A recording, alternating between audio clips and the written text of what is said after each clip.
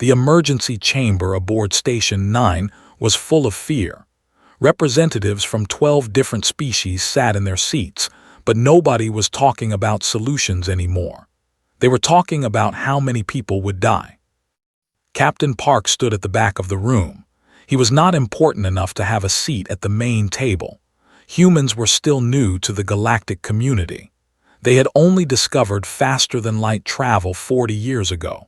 To the older species, humans were like children who had just learned to walk. On the massive screen at the front of the chamber, a rock the size of a small moon tumbled through space. It was ugly and gray and covered with cracks. The computer showed its path with a bright red line. That line ended at a blue and green planet called Sanctuary Prime. 71 hours, said Fleet Commander. He was tall and thin, and his body was made of something that looked like purple crystal. When he moved, light passed through him and scattered across the walls. That is how long until impact. 4 billion refugees will die. 3 species will lose their last surviving populations. Ambassador made a sound like crying. She was old, even by her species standards. Her body was covered in soft brown fur, and she had 4 wings that drooped down to the floor. Her people, had already lost their home world to war. Sanctuary Prime was supposed to be their second chance. We have run every simulation, continued. His voice was flat, like he had already accepted what was coming. The asteroid is too large to destroy. Our weapons cannot break it apart. We cannot change its direction. Evacuation is impossible in the time we have. Our fastest ships could save maybe 50,000 people. Maybe. The room was silent.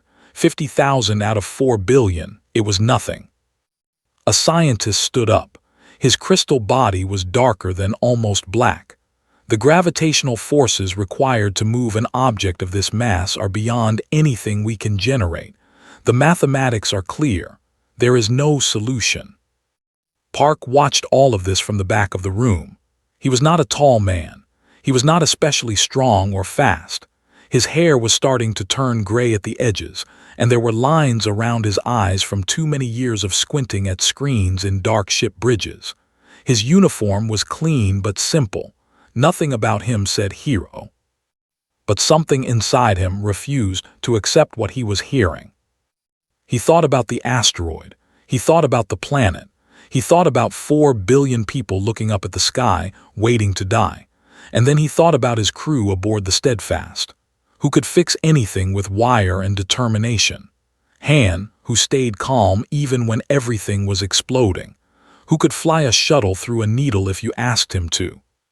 Park stepped forward. The aliens near him looked surprised. A human was not supposed to speak at council meetings without being invited. "Excuse me," Park said. His voice was not loud, but somehow the whole room heard him. Fleet Commander turned. The light inside his crystal body flickered with annoyance. "The human delegate wishes to speak." "Yes. This is a meeting for senior council members. Your species does not have voting rights in." "We've got this." The words hung in the air. Nobody moved. Ambassador raised her head and stared at Park with wet eyes, made a sound that might have been a laugh. "I am sorry," said. "I do not understand. You have got what?" Park walked toward the center of the room. Every eye, every sensor, every alien face was watching him. He could feel their doubt, their pity, their certainty that this small human had no idea what he was talking about. "The asteroid," Park said, "the planet, the 4 billion people. We've got this. Give me command authority over the operation. Give me 12 hours before you start evacuation procedures. My crew and I will handle it." The room erupted. Delegates shouted in languages Park could not understand. The translation device in his ear tried to keep up but failed. Words like arrogance and insanity came through clearly. Raised his hand and the room slowly became quiet again. He walked toward Park until they were standing face to face. Was almost 3 meters tall. Park had to look up to meet his eyes. "Human," said softly, "I have commanded fleets for 200 of your years. I have seen stars die. I have watched civilizations fall, and I am telling you that what you are proposing is impossible. Do you understand? Impossible. The word exists for a reason. Park did not look away. I understand that you believe it is impossible, but my people have a different relationship with that word. And what relationship is that? We don't believe in it. Ambassador stood up. Her wings trembled as she walked toward Park. She was so old that her fur had turned white around her face. When she spoke, her voice was barely a whisper. You would try to save my people, even knowing you might fail, even knowing you might die. Park looked at her. For a moment he saw his own grandmother in her tired eyes. Yes. Why? Because someone has to try. The council voted. It took 2 hours of arguing, but in the end they had no other options. They gave Park command authority. They gave him 12 hours. As Park walked out of the chamber, he heard say to another delegate, "Let the humans waste their time. It will make no difference. At least they will die feeling useful." Park smiled to himself as the door closed behind him. He pulled out his communicator and called his ship. He said, "Wake everyone up, we have work to do." The briefing room aboard the Steadfast was small and smelled like coffee. Park stood at the front, looking at the faces of his crew. There were only 32 of them, 32 humans against a rock the size of a moon. Sat in the front row. She was the chief engineer, and her hands were always stained with grease no matter how much she washed them. Her hair was pulled back in a messy ponytail, and she was already taking notes on a tablet. Next to her sat Han. He was the demolitions expert, a quiet man with steady hands and calm eyes. He never seemed worried about anything, even when he was holding enough explosives to destroy a small city. Behind them sat the best pilot Park had ever seen.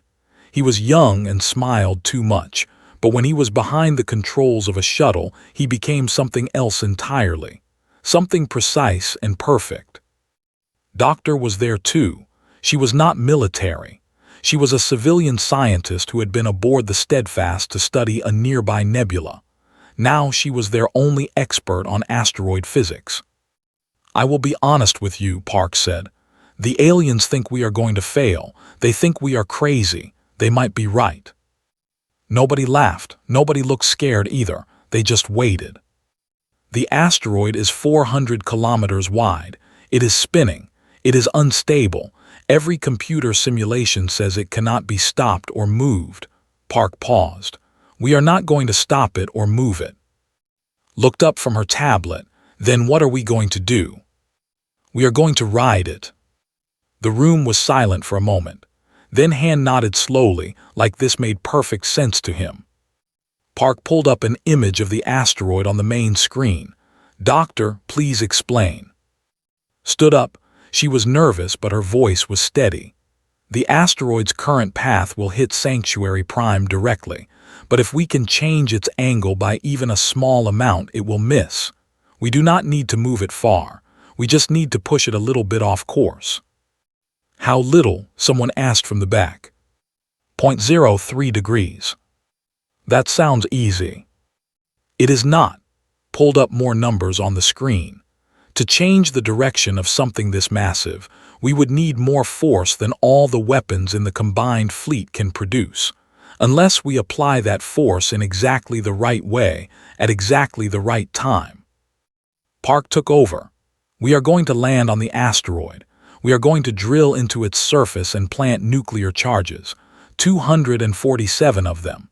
Each charge will be placed in a specific location based on Doctor's calculations. When we detonate them in sequence, the explosions will push the asteroid off course." Was already running calculations on her tablet. The timing would have to be perfect, microsecond perfect, and the asteroid is rotating, which means the positions of the charges will change constantly. "Yes. And the surface is unstable. Our scans show massive internal fractures. It could break apart at any moment." "Also yes. And we have less than 70 hours to do all of this." 68 now, actually. smiled. It was not a happy smile. It was the smile of someone who had just been given the most interesting problem of her life. I will need to modify the drilling equipment. The standard systems will not work fast enough. Whatever you need. Han raised his hand. 247 nuclear charges. Do we have that many? We have 212 aboard the Steadfast. I have requested the rest from the Council. They should arrive within 6 hours. Good, pulled out a small notebook and started writing. I will need to inspect each one personally. The detonation timing will need to be synchronized perfectly. One mistake and the whole sequence fails. Leaned forward, landing on a spinning rock covered with cracks and unstable terrain, multiple trips, probably dozens, in and out while the surface is breaking apart around us. He grinned. Sounds fun. An observer stood in the corner of the room. The Council had insisted on sending representatives to watch the humans. His crystal body was pale blue, and his name was something Park could not pronounce, so everyone called him Blue. Blue stepped forward. I must say something. Park nodded. Go ahead. Your plan is insane. The calculations required are beyond anything I have seen. The physical demands are extreme. The margin for error is essentially zero. If any part of this fails, you will die and the planet will still be destroyed. Yes, Park agreed. That is all true. Then why are you doing this? Park looked at his crew, at already designing modifications in her head, at calmly organizing weapons that could vaporize mountains, at eager-to-fly missions that would make most pilots sick with fear, at a scientist surrounded by soldiers, ready to do her part. Because we do not like being told something is impossible, Park said, and because 4 billion people are counting on us, even if they do not know it yet. Blue was quiet for a long moment. Then he said, I have studied humans for many years. I thought I understood your species. I am beginning to think I understood nothing. Welcome to the club, said without looking up from her tablet. Most humans do not understand us either. Park checked his watch. We deploy in 4 hours. Get some sleep if you can. This is going to be a long 3 days. Nobody left to sleep. Instead, they got to work. The Steadfast turned toward the asteroid and began its approach. The asteroid was uglier up close. From space, it had looked like a gray ball. Now, standing on its surface, could see that it was a nightmare of sharp rocks, deep cracks, and constantly shifting ground. Her boots crunched on the frozen surface. The temperature reading on her suit said -180 degrees. In about 40 minutes, when this part of the asteroid rotated to face the sun, it would be +150. Her suit could handle both extremes, but just barely. Team Alpha in position, said into her radio. Starting drill operation at Site 47. The drill was heavy, even in the asteroid's weak gravity. Pressed it against the rocky surface and activated it. The machine screamed as it bit into the ground. Dust and ice flew up around her, then drifted away slowly in the vacuum. 30 meters away, Han was carefully lowering a nuclear charge into a hole that Team Beta had finished drilling. His movements were slow and precise. One wrong bump, and the charge could arm itself early. Then they would all become a very bright flash of light. Charge 46 secure, reported. His voice was calm, like he was talking about the weather. Moving to Site 48. Above them, shuttle hung in space, waiting. He had already made 12 landing trips today. 12 times he had brought down equipment, charges, and crew. 12 times he had landed on a surface that was spinning at nearly 1 rotation per hour while chunks of rock broke off and flew into space. The alien observers watched everything through cameras mounted on the human suits. On Station 9, hundreds of delegates sat in silence, unable to look away. Ambassador had not moved from her seat in 18 hours. She watched the humans work. She watched them fall and get back up. She watched them laugh at jokes she could not understand. She watched them help each other over dangerous cracks and share water and food during short breaks. "They are not afraid," she whispered to her aide. "They must be afraid," the aide replied. "No species faces death without fear. Watch them, watch their body language, their movements. They are not frozen by fear. They are focused, like predators hunting prey." On the asteroid, finished her drill hole and signaled for. He jogged over, moving carefully across the uneven ground. The charge he carried was about the size of a large backpack. Inside it was enough nuclear material to vaporize everything within 2 kilometers. "Hole looks good," said. "Depth 32 meters, right on target."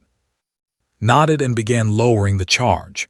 The cable unwound slowly. 30 meters, 31, 32. He felt the charge touch bottom and locked it in place. Charge 47 secure, arming now. A small light on his control panel turned from green to yellow. The charge was now live, waiting for the signal to detonate. They moved to the next site, and the next, and the next. 20 hours into the operation, the problem started. "Drill 3 is dead," someone reported over the radio. "Motor burned out." "Drill 7 is overheating. I need to shut it down." "We just lost drill 12. The bit broke off inside the hole." Cursed under her breath. They had 12 drills for the operation. Now they were down to 9. The timeline did not allow for broken equipment. She thought for a moment. Then she said, "Bring me the broken drills, all of them, and get me the spare parts from Shuttle 4. For the next 3 hours, sat on a flat rock on the surface of an asteroid hurtling through space and rebuilt drilling equipment. She used parts from 3 broken machines to make one working one. She rewired motors. She fabricated a new drill bit from shuttle hull plating. The alien observers recorded every second. The scientists could not understand what they were seeing. Their civilization had machines that could build anything. The idea of fixing something with your own hands, of creating solutions from broken pieces, was foreign to them. "She is improvising," Blue reported back to the station. "The human engineer is creating new tools from damaged equipment. I have never seen anything like it." Then came the quake. The asteroid groaned. The ground shook.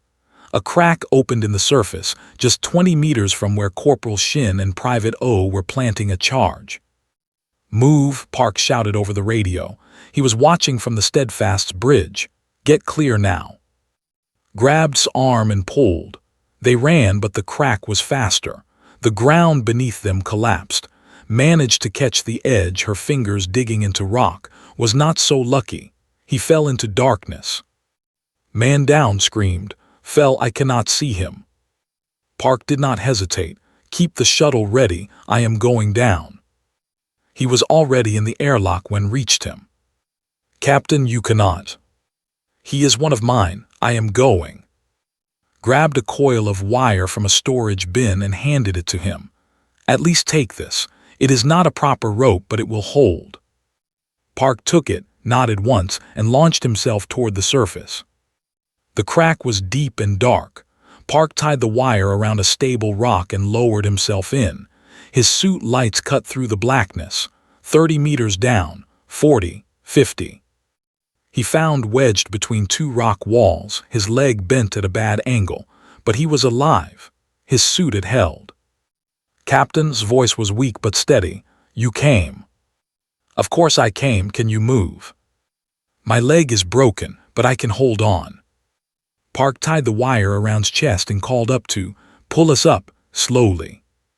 It took 20 minutes to get them both out. By the time they reached the surface, 3 more crew members had arrived to help. They carried to the shuttle and flew him back to the Steadfast for medical treatment. Park stood at the edge of the crack, looking down into the darkness. His hands were shaking, but not from fear, from adrenaline, from the simple human need to save someone who needed saving. Blue approached him carefully. "Captain Park, you risked your life for one person. The mission could have failed without you." Park turned to look at the alien. If I left him down there, I would not be worth following. And if I am not worth following, the mission fails anyway. Blue had no response to this. The work continued. 8 hours before the point of no return, the last charge was planted. 247 nuclear weapons now sat inside the asteroid, waiting to fire. Looked at the display on the steadfast bridge and allowed herself a small moment of pride. They had done it. Every charge was in place. Every wire was connected. Every calculation had been checked and double-checked by Doctor. The plan was ready. And then the bad news came. Captain said, her voice tight with worry, "We have a problem." Park walked over to her station. "What is it?" "Solar radiation. There is a small storm building between us and the asteroid. It will not affect the ship, but it will interfere with our radio signals." "How bad?" Pulled up a diagram showing the asteroid and the signal paths. "The charges on this side, the near side, will receive our detonation commands perfectly, but these 23 charges on the far side."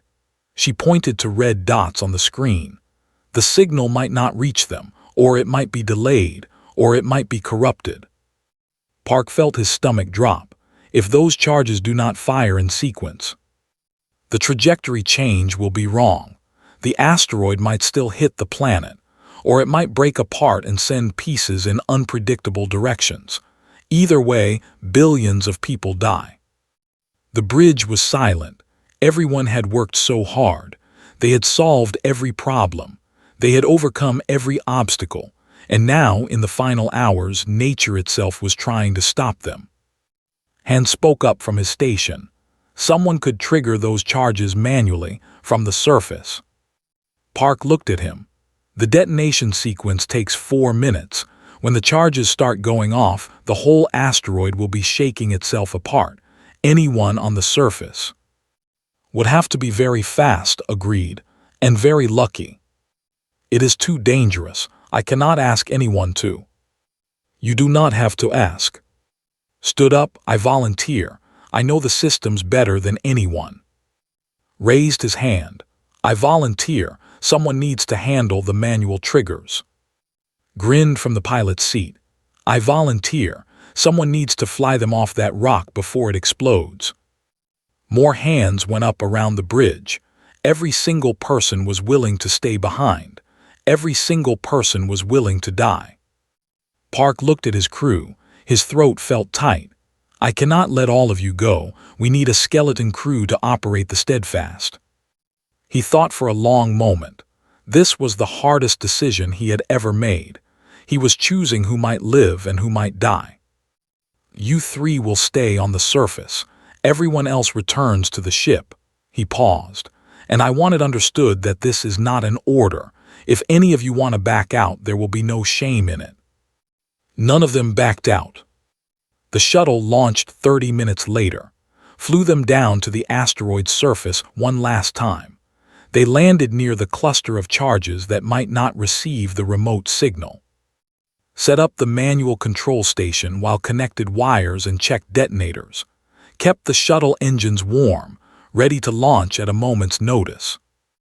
On the Steadfast's bridge, Park watched their life signs on his screen. 3 small dots on an asteroid that was about to become the most violent place in the solar system. "Beginning detonation sequence," announced.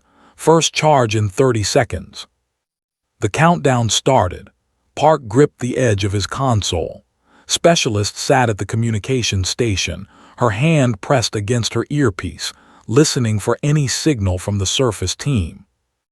10 seconds, 9, 8, 7. The first charge exploded. On the screen, a bright flash lit up one corner of the asteroid, then another, then another. The charges were firing in sequence, each explosion pushing the massive rock slightly off its original path. "Trajectory holding," reported. "Deviation is 0.008 degrees. We need 0.03. More explosions. The asteroid was shaking now. Cracks spread across its surface. Pieces broke off and tumbled into space. 0.012 degrees. Still not enough. Charge after charge detonated. The sequence moved across the asteroid like a wave of fire, 50 charges, 100, 150. 0.021 degrees. On the surface, watched her screen with intense focus. The remote signals were reaching most of the charges, but 3 of them were showing errors. The radiation was blocking the commands. Manual override on charges 231, 235, and 242, she said. I need you to trigger them when I give the word. His hand hovered over the manual controls. Ready. The ground beneath them was shaking so hard that could barely stand. Pieces of rock flew past. The shuttle was bouncing on its landing struts. Now 231 now. Hit the button. A flash lit up the horizon. 235 now. Another flash. 242. The screen showed an error. The charge was not responding to manual commands either. Something had gone wrong with the connection. Did not think, she just ran. What are you doing? Park's voice screamed in her ear. The wire came loose. I have to reconnect it manually. She sprinted across the shaking, breaking surface of the asteroid. Rocks fell around her. The ground cracked open just meters from her feet. She jumped over gaps and dodged falling debris. Charge 242 was in a shallow pit about 200 meters away. She slid down into the pit and found the control panel. The wire had been knocked loose by the vibrations. Her fingers worked fast.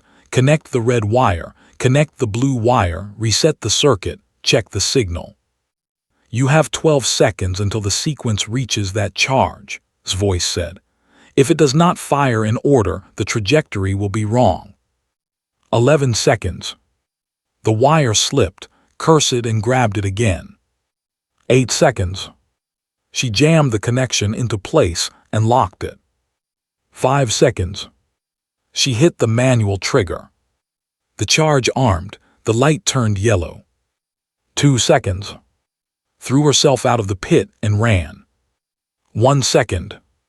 The charge exploded behind her.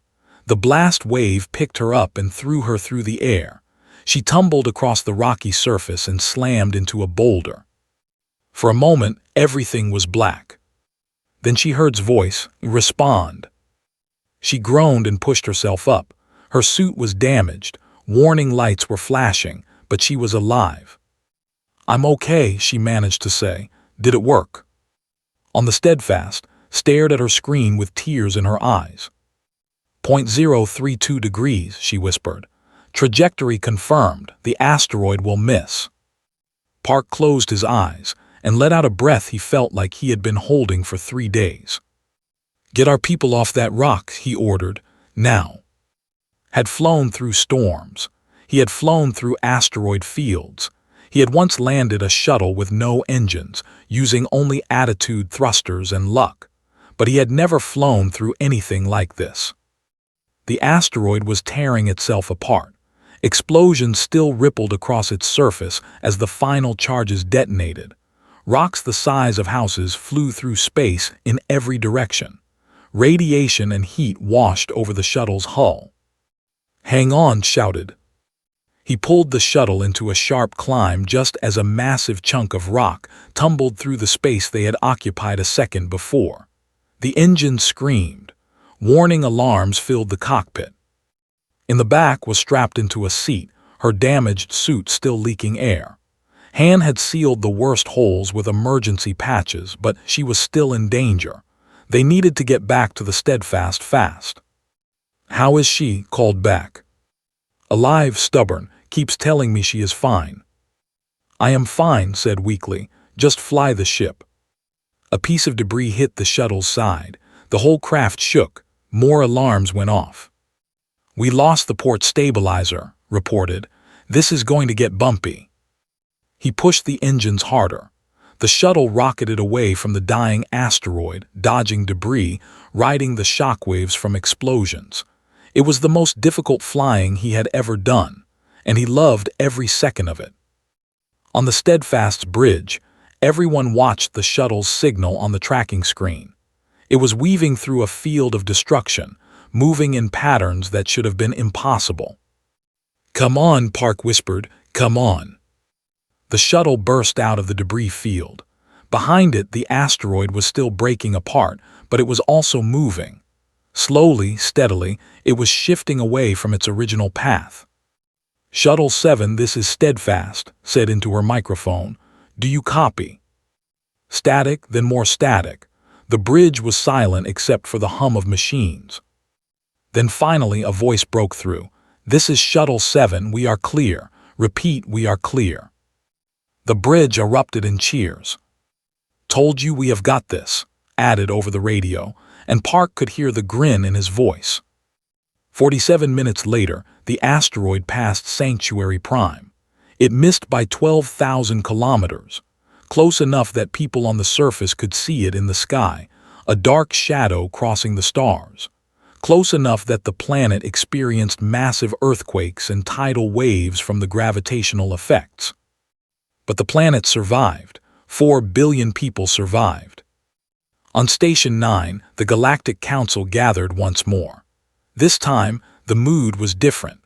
When Captain Park entered the chamber, every single delegate stood up. Even Fleet Commander, whose crystal body now glowed with a warm golden light instead of cold purple.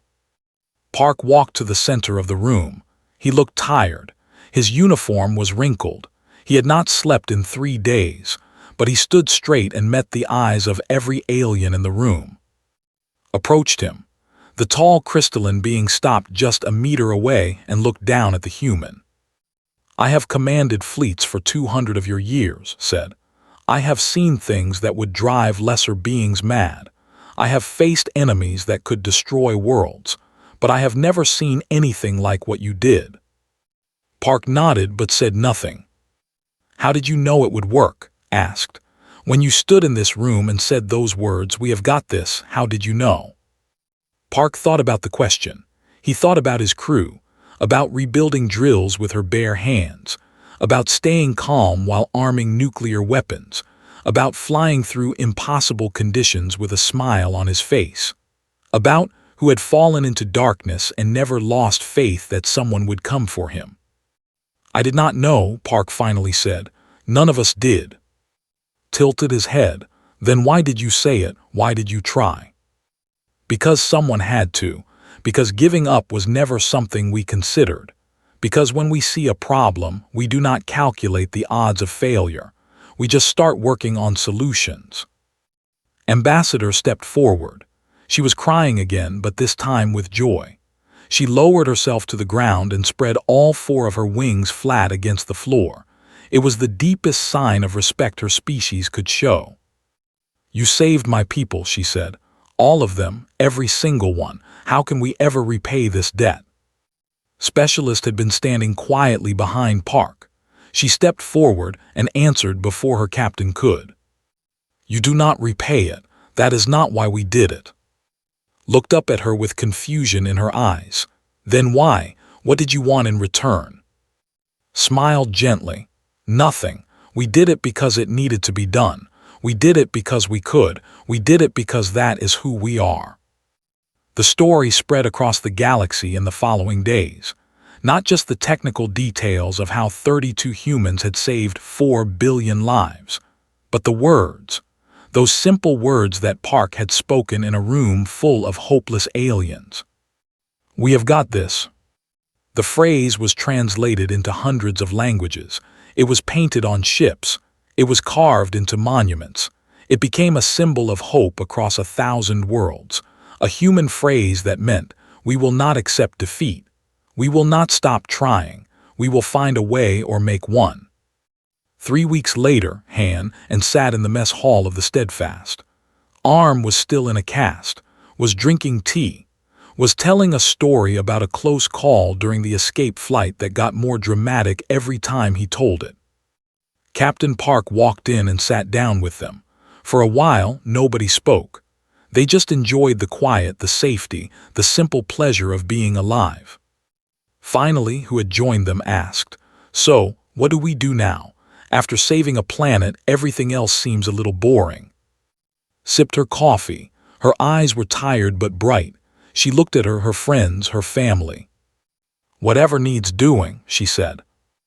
And somewhere out there, on 1,000 worlds, 4 billion people looked up at the stars and knew that they were alive because of 32 humans who refused to believe in the word impossible. The Steadfast turned toward the darkness of space and flew on, ready for whatever came next.